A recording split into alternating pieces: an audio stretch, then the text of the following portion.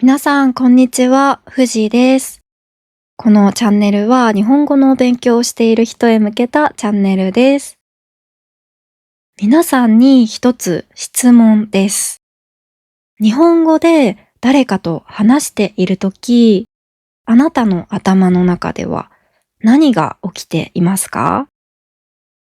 まず、相手の日本語を自分の母国語に訳して、それから自分の言いたいことを母国語で考えて、それをまた日本語に翻訳してという作業をしていませんか？これでは会話のスピードに追いつけませんし、何より疲れてしまいますよね。しかも日本語にはあなたの国の言葉にはないニュアンスだったり意味を持つ言葉もあると思います。そこで皆さんにおすすめしたいのは、日本語脳を育てること。日本語脳って何かというと、簡単に言うと、日本語を母国語を通さずに日本語のまま理解する能力のことです。日本語をもっとスムーズに話したい。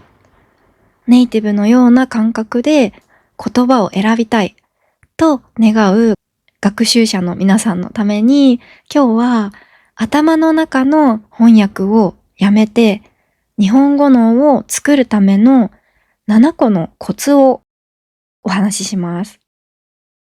今日の動画を最後まで見れば、頭の中で翻訳するのではなく、日本語で考えることができるようになります。必要なところはメモを取りながら見ていただけたらと思います。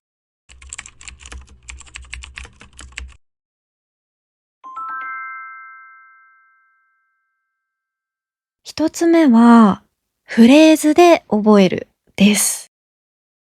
皆さんが単語を覚えるときってどうやって覚えていますか？一つ一つ単語が書かれた単語帳を見ながら覚えたりする人も多いと思います。このやり方だと単語はわかるけど、それをどう使えばいいのかわからないという現象が起きてしまうと思います。単語を覚えるときは、実際に使っているところ、使い方が想像できるというのが一番大事なんですよね。だから、単語だけを覚えるのではなくて、フレーズで覚えるのが良いと思います。例えば、靴という単語がありますよね。これを、靴を履く、靴を脱ぐというように塊で覚えるということです。お風呂っていう単語だと、お風呂に入る、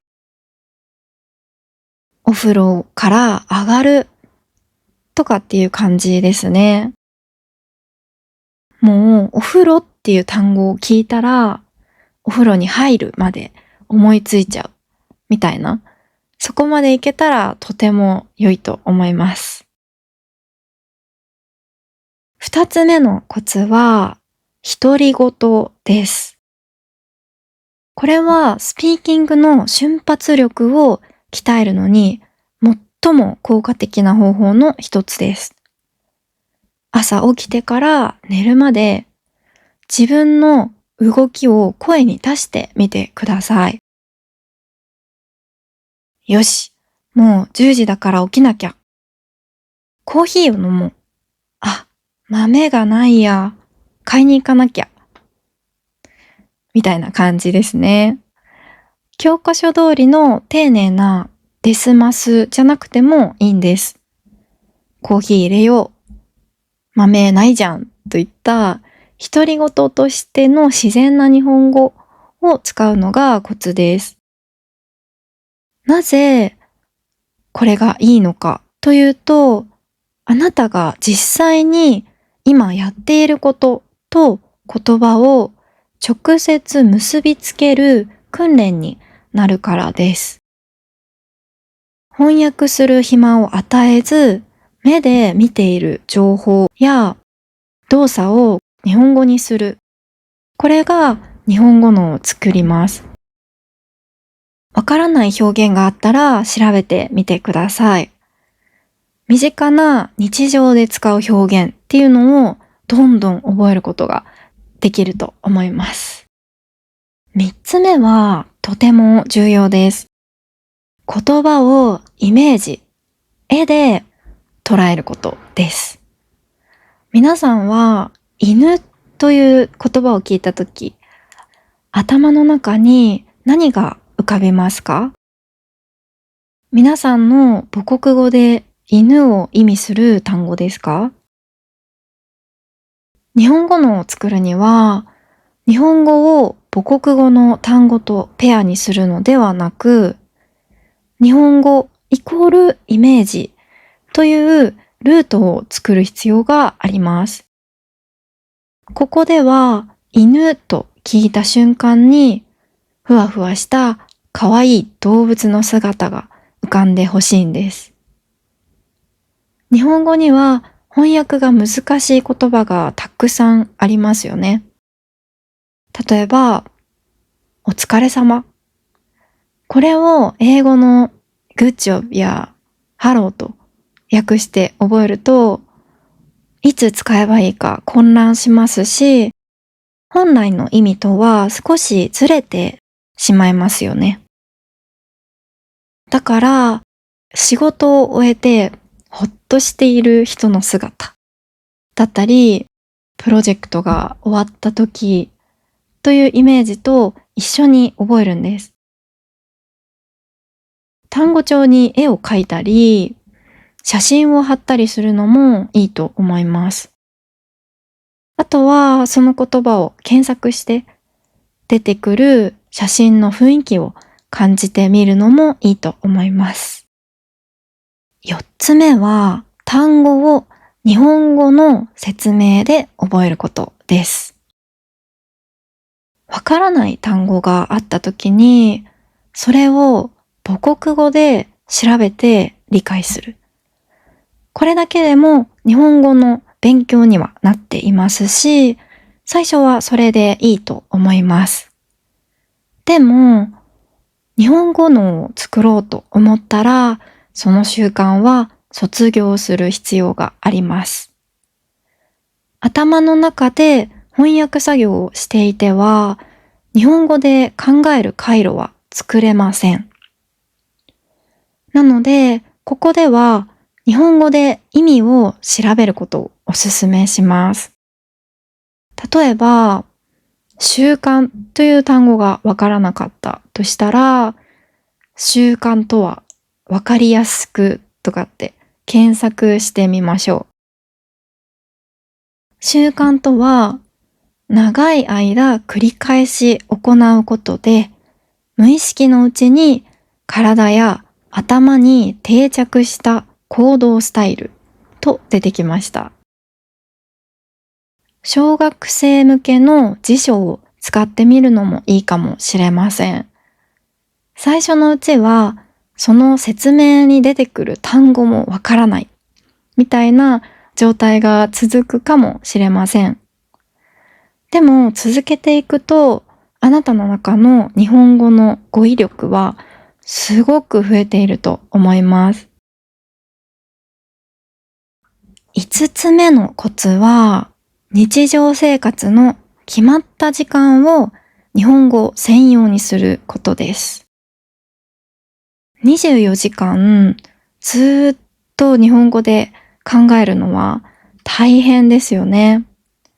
だから時間を決めましょう。料理をしている30分間は日本語でしか考えない。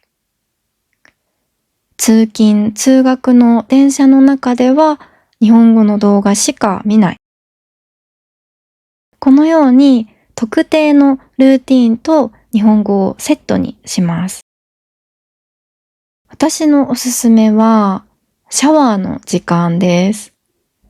シャワーを浴びながら今日あったことを日本語で誰かに説明する練習をしてみてください。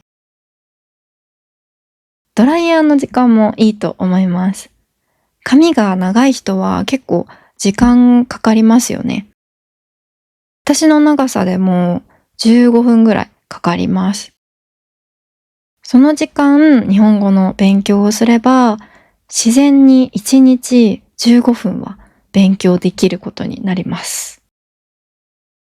この毎日必ずやる行動に日本語を紐づけるのが継続のコツです。だんだんその時間に日本語を使わないと落ち着かなくなってきます。6つ目は耳の痛い話かもしれません。何かというと、ネットに頼りすぎないことです。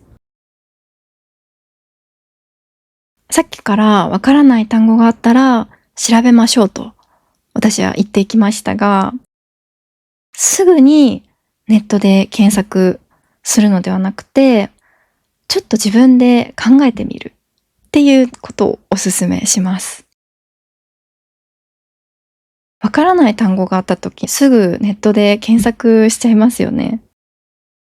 私もよくやってしまうんですが、依存しすぎると、あなたの脳の言葉を探す筋肉が衰えてしまいます。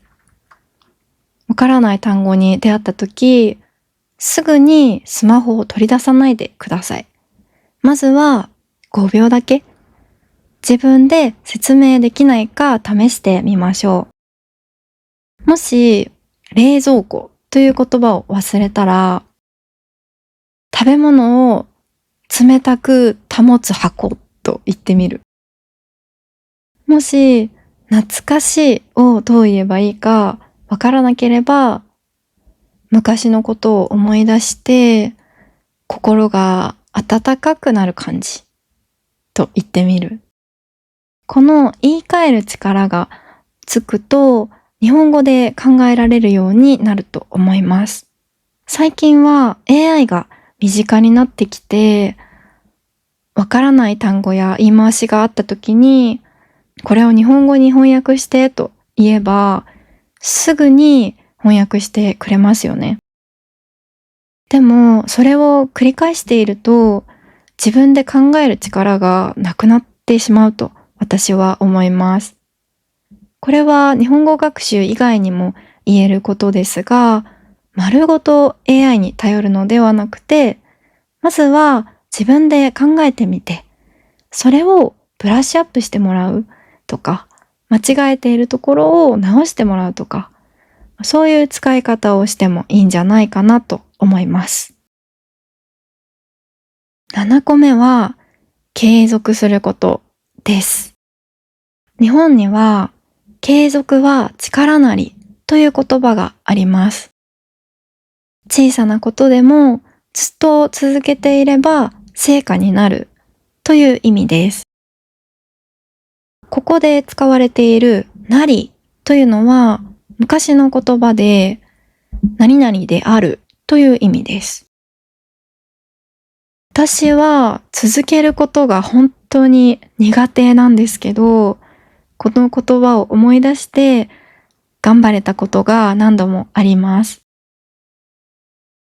焦らず、人と比べず、昨日の自分と比べる。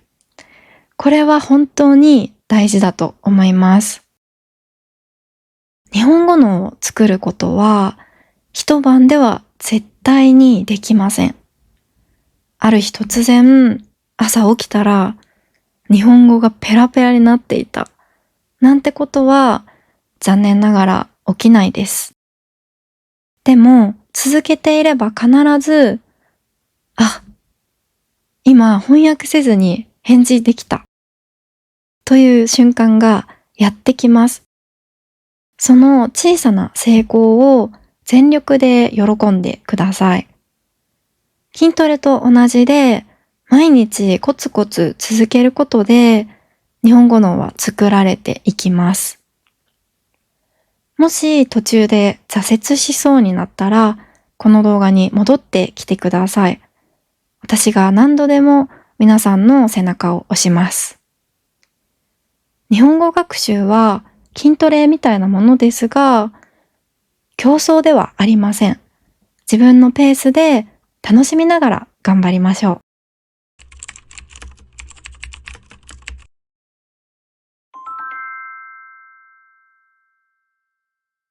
ということで、今日は日本語で考えるにはというテーマでお話ししました。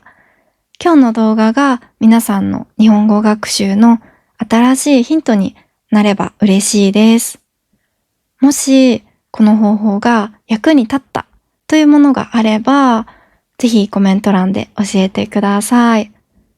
ということで本日は以上になります。最後まで聞いてくださってありがとうございました。そしてメンバーシップを始めました。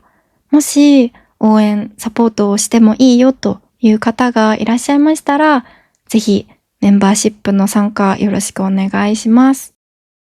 また次のエピソードでお会いできたら嬉しいです。